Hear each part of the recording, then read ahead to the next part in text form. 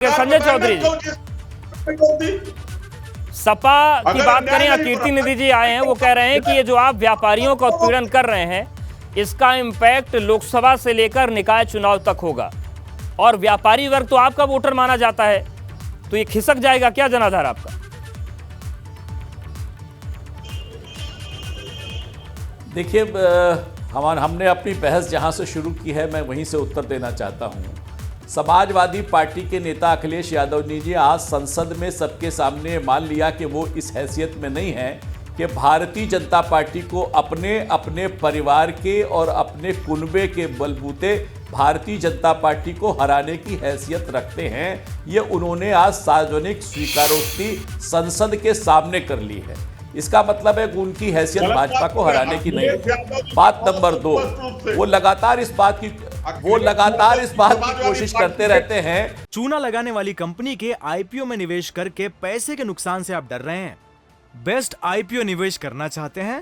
Freedom app को download करें, IPO निवेश में एक्सपर्ट बने। कि उनके साथ लोग आ जाएं, लोग मिल जाएं, और उन्होंने समाजवादी पार्टी ने बसपा के साथ भी मिलकर ऐसी ही कोशिश की थी और कांग्रेस के साथ भी मिलकर ऐसी कोशिश की थी। यानी उत्तर प्रदेश की राजनीति में जो दूसरे बड़े धड़े हैं उनके साथ भी उन्होंने भाजपा को मिलकर रोकने की कोशिश की थी, लेकिन वो भी उनके प्रयोग असफल रहे थे।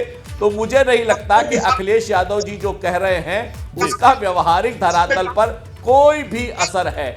और बात नंबर 3, जिसकी जीएसटी की बात हो रही है, जैसे ही ये मुख्यमंत्री जी के संज्ञान में आया, मुख्यमंत्री जी ने इसको रोकने के निर्देश दिए हैं। अगर इसमें कोई कठिनाई होगी तो उसका संशोधन करेंगे। और मुझे लगता है कि भारतीय जनता पार्टी जो कि लॉ एंड ऑर्डर पर बेहतर कर रही है, व्यापारियों को आवश्यकता है कि जब बेहतर लॉ एंड ऑर्डर होगा तभी व्यापार बढ़िया होगा, तभी उद्योग अच्छे चलेंगे। तो इसके आधार पर वो भारतीय जनता पार्टी जवाब दे देते हैं। निकाय के चुनाव में भारतीय जनता पार्टी हमेशा बेहतर करती है और इस ठीक है, कीर्ति जवाब ले लेते हैं। संजय जवाब ले लेते हैं। भारतीय जनता पार्टी वैसे ही बेहतर करेगी जी। ठीक है, कीर्ति जी अपनी बात पूरी कर लीजिए।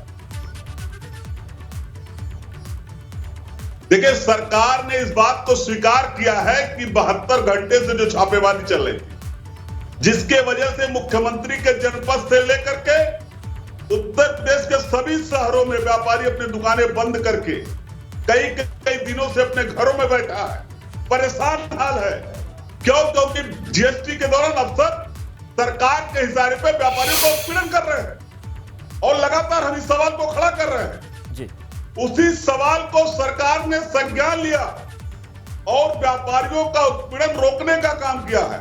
और हम लोग तो शुरू से कह रहे थे कि जीएसटी के अंदर जो प्राविधान है, जीएसटी के अंदर जो व्यवस्था बनाई गई है, जीएसटी के अंदर जो अफसरों को पावर दिए गए हैं, वो सरकार पूरी तरीके से व्यापारियों के ऊपर तानाशाही। ठीक है संजय जी, अगर सपा के आंदोलनरत होने से, सवाल उठाने से आपको और मुख्यमंत्री जी को रोकनी पड़ी ये छापेमारी, तो फिर तो कीर्ति जी का सवाल जायज है कि कुछ आपने माना होगा गड़बड़ हो रहा है। देखिए, जैसे ही यह बात संज्ञान में आई कि व्यापारियों को लगा कि ऐसी कोई स्थिति है, उसकी समीक्षा करने के लिए निश्चित रूप से 72 घंटे के लिए इसको रोका है। अगर कहीं अनियमितता है, इस प्रकार की शिकायत है, तो देखिए, ये भारतीय जनता पार्टी है जो लगातार जनता के बीच में है, जनता की बातों को सुनती है, उनके कष्टों के निराकरण के लिए, समस्याओं के समाधान के लिए, बेहतरी के लिए तत्काल प्रयास करने के लिए भारतीय जनता पार्टी हमेशा प्रतिबद्ध है।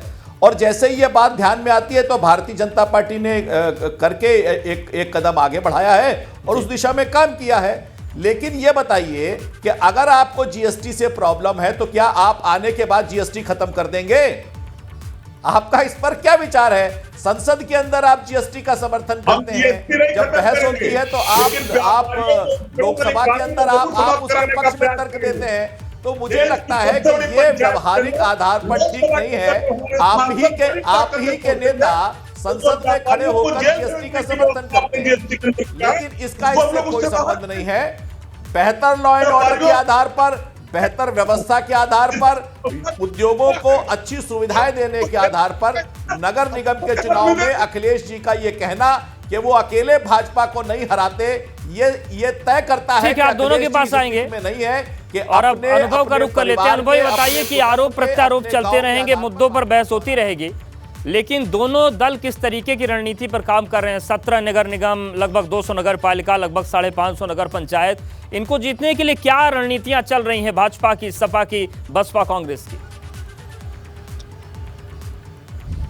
हाँ देखिए, ये बहुत महत्वपूर्ण है क्योंकि अवधेश 2024 के लोकसभा चुनाव के पहले ये जो निकाय के चुनाव होंगे इसको सभी दल बहुत गंभीरता से ले रहे हैं, एक तरीके से सेमीफाइनल मान रहे हैं। उपचुनाव थे, उपचुनाव के नतीजे आ गए और अब ये निकाय के चुनाव हैं और 15-16 दिसंबर के बीच जो राज्य निर्वाचन आयोग है वो तारीखों की घोषणा भी कर सकता है। तो जहाँ तक आपने पॉलिटिकल पार्टियों की तैयारी की बात पूछी है, देखिए बीजेपी की तरफ से आप देखिए खुद मुख्यमंत्री योगी आदित्यनाथ वो स्टार कैंपेनर हैं, वो उन्होंने कमान संभाली हुई है।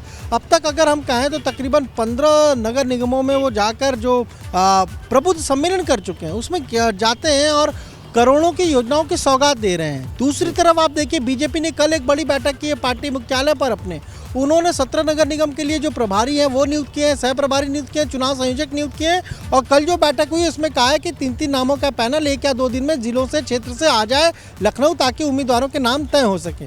समाजवादी पार्टी ने भी ऑब्जर्वर की नियुक्ति पहले ही कर दी थी इस निकाय चुनाव के लिए, लेकिन उसके बाद जब मैनपुरी का बाई इलेक्शन आ गया तो ज़्यादातर लोग वहीं पर इन्वॉल्व हो गए, सारे लोग वहीं पर लग गए।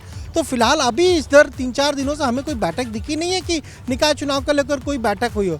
बसपा की जहां तक बात है, देखिए बसपा में लगातार जो उनके कोऑर्डिनेटर है, जिला अध्यक्ष है, वो नाम लेकर आ रहे हैं और पार्टी मुख्यालय पर वो बता रहे हैं कि कौन लड़ सकता है, कौन बेहतर है। कांग्रेस की अगर आप बात करें, वो भी अपना स्क्रीनिंग कह रहे हैं कि हमने तो बूथ तक स्क्रीनिंग कमेटी बनाई हुई है, ज़िले से स्क्रीनिंग कमेटी से नाम आएंगे और उनका जो अगर हम कहें भारत जोड़ो यात्रा की जो प्रादेशिक यात्रा है वो भी आज लखनऊ में थी और वहाँ पर भी पार्टी के नेता थे, तो तमाम सारे लोग जो टिकटार्थी हैं वो भी उसमें शामिल हुए।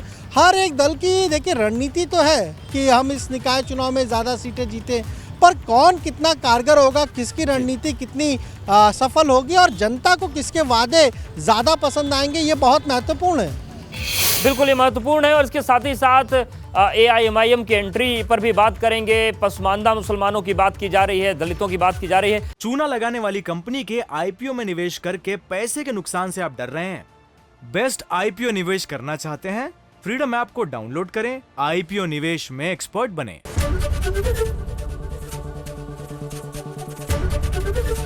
ABP गंगा, खबर आपकी, जुबान आपकी।